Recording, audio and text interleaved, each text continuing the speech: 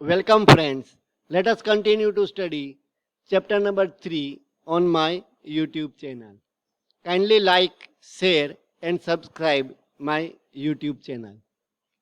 The topics included in today's lecture are formation of steam, critical point and steam table. This formation of steam we have already studied. At point A, temperature of water is 0 degrees Celsius and the pressure on the water or steam is 1 atmospheric pressure. When we supply heat, it will reach to the point number B, where the temperature of water is the saturation temperature and that liquid is known as the saturated liquid. When we continue to heat from point B, it will reach to the point number C, where there is a mixture of water and steam. But the temperature of steam is saturation temperature. And this type of steam is known as the wet steam. If we continue to heat again, then what will happen? We will get the 100% of steam filled inside the cylinder piston assembly. But the temperature of steam is again saturation temperature and that steam is known as the dry steam. If we continue to heat, what will happen? The temperature of steam will be increased and it will be more than the saturation temperature, and this type of steam is known as the superheated steam.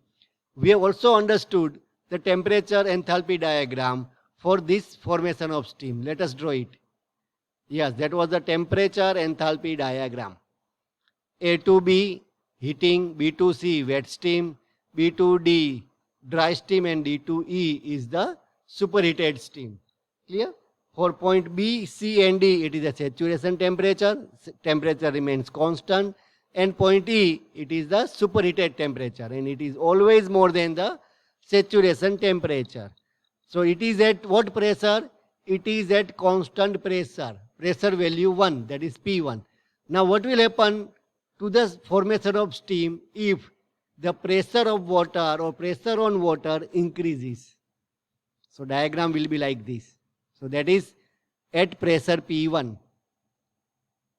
That is the red color diagram is for pressure P2, which is higher than the P1. Here you can mark that the distance between B and D has reduced. So as the pressure increases, distance between B and D, that is the evaporation time, enthalpy required to evaporate decreases. And when we again increase the pressure, again there is a decrease in, you can say, distance between B and D, that is the evaporation will decrease. So when we draw it like this, or when we are going to continue to increase the pressure, what will happen? At some point, there will be no evaporation, there will be no distance between B and D. Clear? This point indicates point number B, these three, and this is known as the point number D.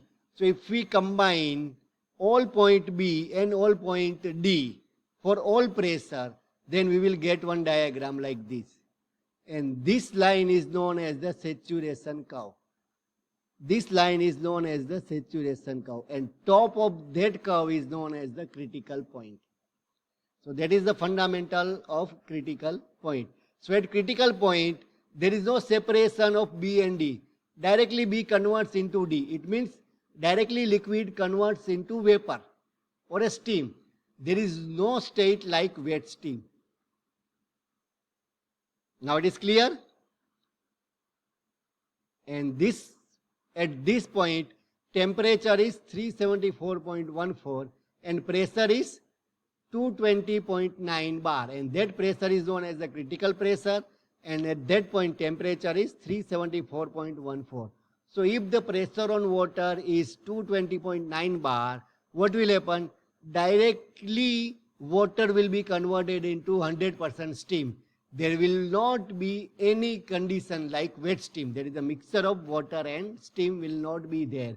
And due to that, if a pressure works above this pressure, if a boiler works on the pressure above this bar, it is known as the critical pressure boiler. So now let us study this saturation curve again, you can say deeply. So it is a saturation curve, that is a critical point, and this line, half line, is known as the saturated liquid line because it is made up of all B points. So it is a saturated liquid line. Right hand side line is known as the saturated vapor line because it is made up of all point D. So it is saturated vapor line. And intermediate region is known as the wet steam region. So if anybody says that your steam is located at this place, we can identify, yes, it is a wet steam. If anybody says that your steam is at this point, it means it is the dry and saturated steam. And if anybody says that your steam is at this point, then we can say that yes, it is at the saturated liquid. Now, region outside the line. This region is known as the superheated steam region. It means if anybody says that my steam is located at this place, yes, we can say it is a superheated steam directly. And if anybody says that your steam is located at this region, then it is known as the unsaturated liquid. It means water is not heated up to the saturation temperature. So that is the understanding of saturation curve.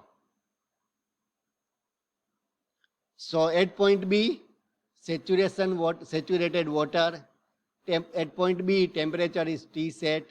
Enthalpy can be calculated using the equation HF is equals to Cp of water Tb minus Ta. And specific volume is Vf. Point C, wet steam. Temperature is T set. X is equals to mass of dry steam divided by mass of dry steam plus mass of water. Specific enthalpy of wet steam is equal to HF plus X into HFG.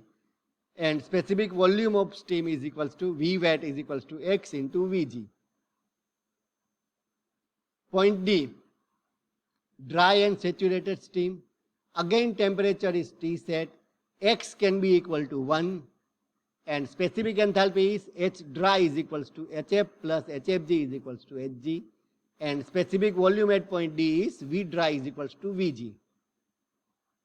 Point E, superheated steam, and the temperature is T sup, which is more than the saturation temperature. Specific enthalpy can be calculated using the equation HF plus HFG plus Cp of steam into T sup minus T set, that is Te minus Td. And specific volume can be calculated V sup is equals to Vg multiplied by T sup by T set. And I think I have already instructed during this calculation, kindly note that temperature must be kept in Kelvin, otherwise you will get the incorrect answer. See, in all the state B, C, D and E, we have studied many variables, that is HF, HFG, then Vg, then Vf, T set. So if you want to calculate the specific enthalpy, specific volume at point B, point C, point D, point E, we require all these values. That is HF value, HFG value, CPS is the constant 2.1, so that we know. We require T sup value, we require Vg value, we require V wet value. So how we will get these all values? All values can be taken or read from the steam table. So let us study the steam table. So steam table having the column like this. First column is the absolute pressure in bar. Second column is the saturation temperature, that is boiling point in degrees Celsius.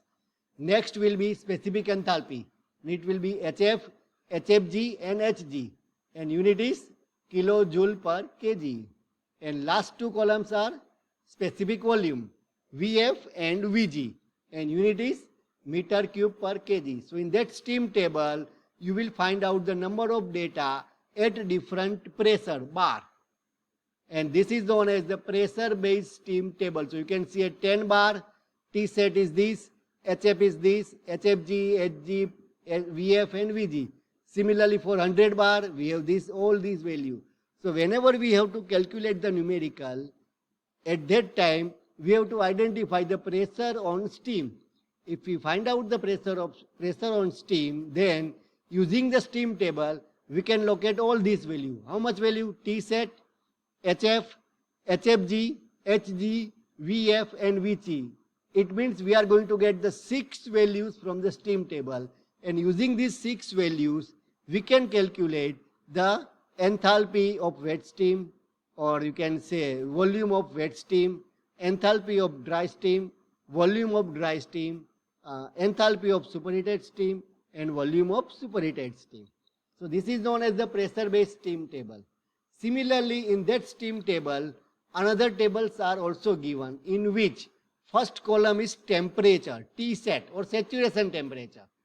Second column is absolute pressure, and rest columns are same. This kind of steam table is known as the temperature-based steam table. And here we can calculate the data if we know the saturation temperature of water. Using that we can calculate the data. But we are not required to temperature-based steam table only at one place or two places. During the syllabus basic mechanical engineering, we are required to use temperature-based steam table. But majorly we have to use the pressure-based steam table, and from the pressure given in the numerical, we have to find out these 6 values, and then we have to solve the numerical. Thank you.